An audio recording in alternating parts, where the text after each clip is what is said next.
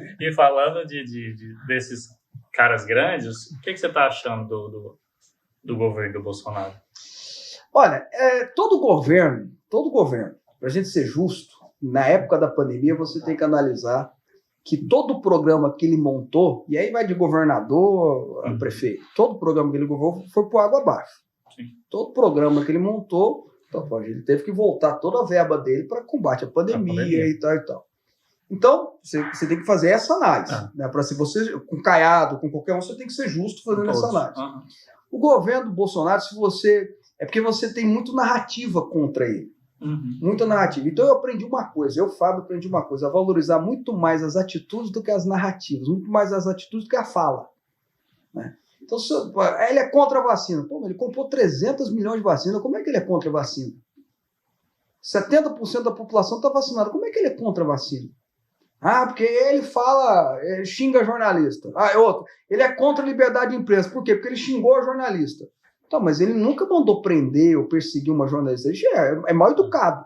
Foi mal educado, foi grosso com a jornalista. Mas quem mandou o jornalista do New York Times, Larry alguma coisa, não me foge a memória, embora, porque escreveu que ele bebia demais, foi o Lula. O Lula que mandou o cara do New York Times embora, porque ele escreveu uma matéria dizendo que o Lula bebia demais, que é algo que todo brasileiro sabe. Né? Não é novidade para ninguém aqui no Brasil. Público e notório. E às vezes até visível, né? Então, todo mundo sabe. Então, quem perseguiu, na verdade, foi ele. Na prática, o que ele fez? Xingou a jornalista. Mal educado, grosso, né? Eu não faria isso, porque minha mãe me educou. Desnecessário. Mas ele não fez mais nada que perseguisse. Então, você vai... O que mais? Hoje, né? Hoje ele está lá levando a água da transposição do Rio São Francisco, que era uma ideia que começou no Lula, gastou-se bilhões, o Lula inaugurou, a Dilma inaugurou. É uma coisa ridícula que às vezes tem aqui no Brasil. O Temer inaugurou, e a água que é bom não chegou para ninguém. Nada, né? Chegou para ninguém. Agora a água chegou lá no Rio Grande do Norte, da Bahia para o Rio Grande do Norte. Então você começa a ver essas coisas, poxa, peraí, dá licença. O Tarcísio, que ministro fantástico esse cara. Né? Esse dia para trás eu conversando com uma turma do Pará, que eles são lá do sul do Pará, Marabá, Conceição do Araguaia, etc e tal. Vocês vão votar em quem? Não, aqui todo mundo é Bolsonaro. Eles são tudo... enfim, trabalho de dirigir, né? Caminhoneiro. São tudo caminhoneiros. São tudo Bolsonaro. Por que vocês são tudo Bolsonaro? Não, porque uma estrada que eu demorava 5 horas para fazer, estou fazendo em uma. E o Pará, que é maior do que a França, que é aquele território todo. Que, por exemplo, por que tem tanta gente de Marabá aqui em Goiânia? Não sei se você já percebeu, de Conceição do Araguaia estudando, indo no médico. Porque é mais perto Marabá de Goiânia, mais fácil do que de Belém. Tamanho que é o Pará. Tamanho que é aquele estado do Pará. Então, assim, você vai vendo essas coisas. Poxa, caiu a criminalidade no Brasil em quase 20%. E por que isso aconteceu? Porque nunca se teve tanta apreensão de drogas como está tendo esse governo. Nunca se teve tanta operação contra tráfico de droga, O Brasil era o maior interposto de droga do mundo. O maior interposto do mundo. Nós temos um território, uma fronteira aqui de quilômetros, né, de milhares de quilômetros, que nós fazemos fronteira com os maiores fabricantes, os maiores produtores de coca, de tudo, né, de coca principalmente. Então nós temos fronteira com o Equador, Colômbia, Venezuela, Paraguai, enfim. E o Brasil é o maior interposto, porque passa para cá, vai para os portos e sobe para a Europa. É o caminho mais fácil para você ir para a Europa. Né? Aqui é o maior interposto. Fechou-se isso. E Goiás é uma rota, viu? Porque sai do Mato Grosso, passa por Goiás para ir para São Paulo, para ir para o Porto de Santos. Fechou isso. Começou a fazer apreensão. Você pode pesquisar aí. Quem está me vendo, pesquisa. Apreensão de cocaína recorde de pressão de cocaína. Então, você diminui, porque 70% dos crimes tem a ver com tráfico de drogas. 70% da violência tem a ver com tráfico de drogas. É científico isso. 70% de morte, assassinato, de roubo, tem a ver com tráfico de drogas. Se você combate o tráfico de drogas, você vai diminuir isso aí. Então, nunca se teve tanto como está tendo agora. Né? Enfim, como é que eu não vou reconhecer esse governo? Porque ele é grosso. Meu amigo, desculpa, eu não estou elegendo um pastor, eu não estou elegendo um padre, eu não estou elegendo um amigo, eu estou elegendo um presidente.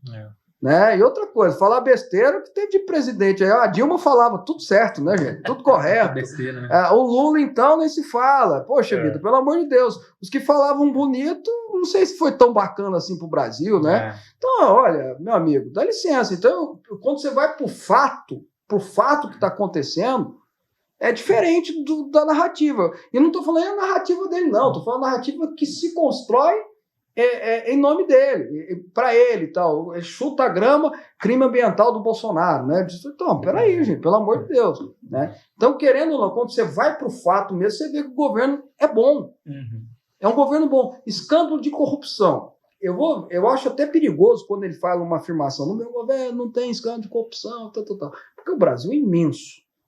Você tem lá o Ministério da Educação com sei lá quantos mil funcionários, Ministério da Saúde com sei lá quantos mil funcionários, não sei quantas mil obras acontecendo. Então, ter corrupção, infelizmente, quando tem gente, pode ter. Pode ter. O que ele devia falar é o seguinte: se tiver, eu vou botar na cadeia. Se tiver, eu vou combater e tal. Eu acho perigoso. Mas você não tem um grande escândalo que chega nele. A questão dele ter, não sei se foi ele que acabou com a Lava Jato. O que você acha em relação a isso? Olha, é óbvio que houve uma desconstrução de toda a Operação Lava Jato.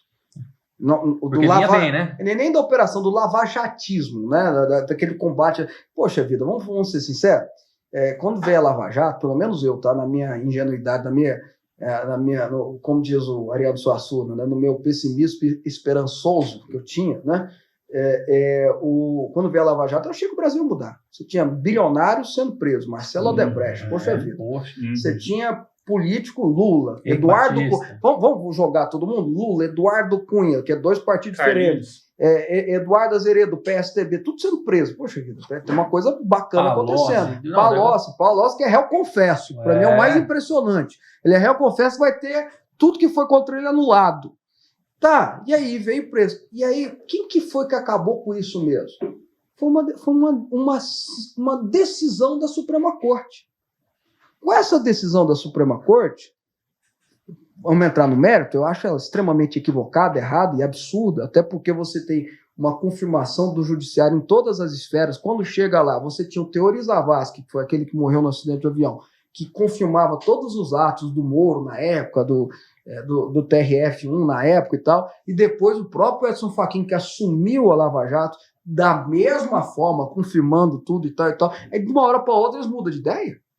Não, no partir de hoje o Moro é suspeito. E perto da eleição, a partir de hoje o Moro é suspeito. Então tudo que o Moro decidiu está anulado. Ninguém é inocente, ninguém foi inocentado não, meu irmão. Tanto é que o processo foi a escala zero. Foi para Brasília, começou do nada, começou do zero. Aí o Lula já tem 75 anos, então já cai, a prescrição cai pela metade. Então, o que acontece? Qual que é a regra? Você vai contratar um bom advogado. Qual é a regra do bom advogado? Ele olha assim, o meu cliente é inocente, então eu vou pegar pela inocência dele e vou ganhar a causa. Se ele é culpado, como é que eu ganho a causa? Eu vou procurar as brechas. Que aí eu anulo o processo. É a mesma coisa. Então, quando você vai... É o que eu estou falando. A narrativa é que ele se juntou com o Centrão, que se juntou com não sei mais quem, que se juntou... Puf, acabou com tudo. A prática foi uma decisão do STF. Foram duas decisões, para ser exato, da Suprema Corte, que anulou tudo. Agora estão anulando as condenações do Marcelo Bretas, lá do Rio de Janeiro. Aqui, você lembra que o Temer foi preso e tal? Aquela decisão toda foi anulada. Não, só falta o Sérgio Cabral.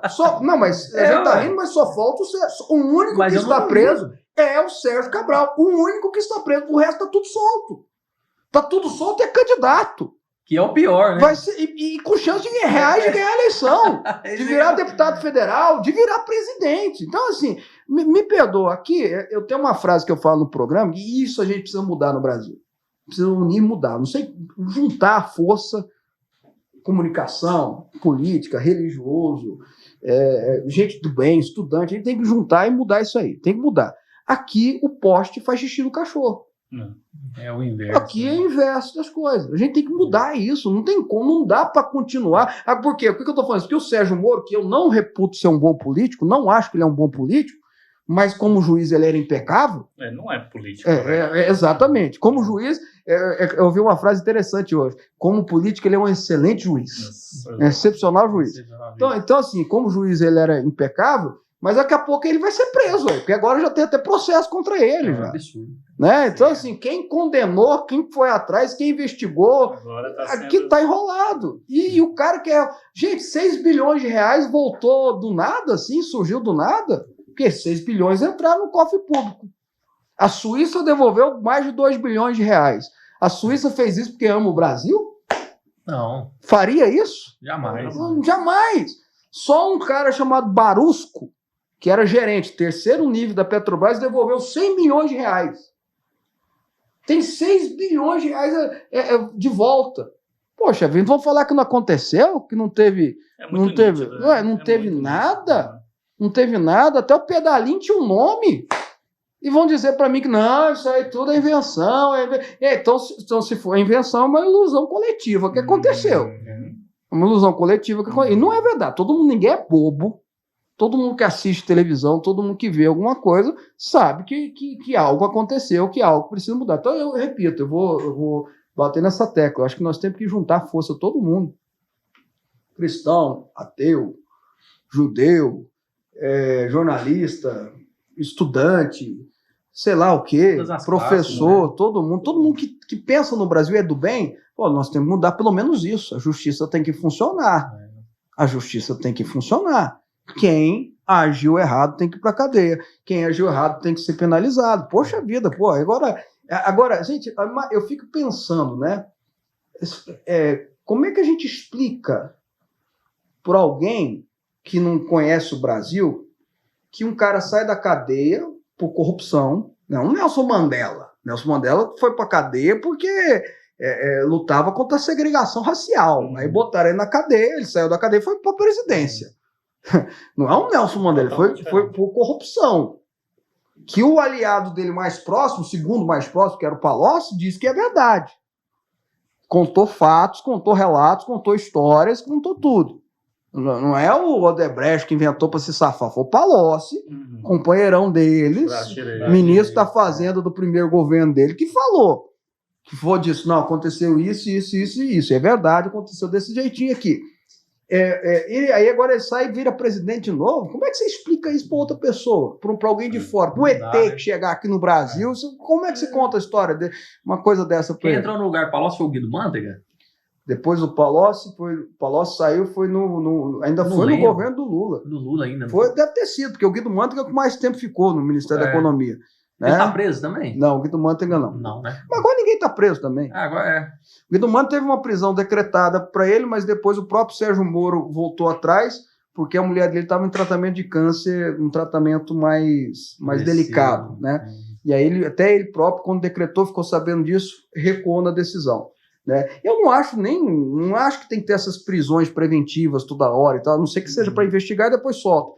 Que tinha que ter condenação. E o cara condenado tinha que cumprir a pena. Depois que ele cumpriu a pena dele, ele está livre, já que no Brasil a lei diz que ninguém tem pena eterna. Até que tem alguns crimes que deveria ter, com toda sinceridade. Sim, claro. Com toda sinceridade. Mas aqui no Brasil não existe isso. O cara pagou a sua pena, ele volta a viver em sociedade. Mas enquanto ele não tiver, paga. Ah, e Fábio, se for amigo seu, não, eu mando uma maçã para ele, eu mando uma laranja, eu mando uma bíblia, né? Mas vai pra cadeia, não tem conversa, velho. Não tem conversa. Tem que ter exceções, né, Fábio? Exatamente. Não é porque é meu filho que eu vou passar o pano. A lei é para todos, a sociedade tem que entender. Quando a gente começar a entender isso, por isso que a Lava Jato fez tão bem. Porque até então, prisão era para pobre.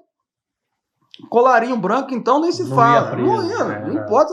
Que dia que você imaginava? Eu pego o Marcelo Odebrecht como exemplo, mas tem vários empreiteiros. Mas o Marcelo Odebrecht é bilionário. Não é é bilionário.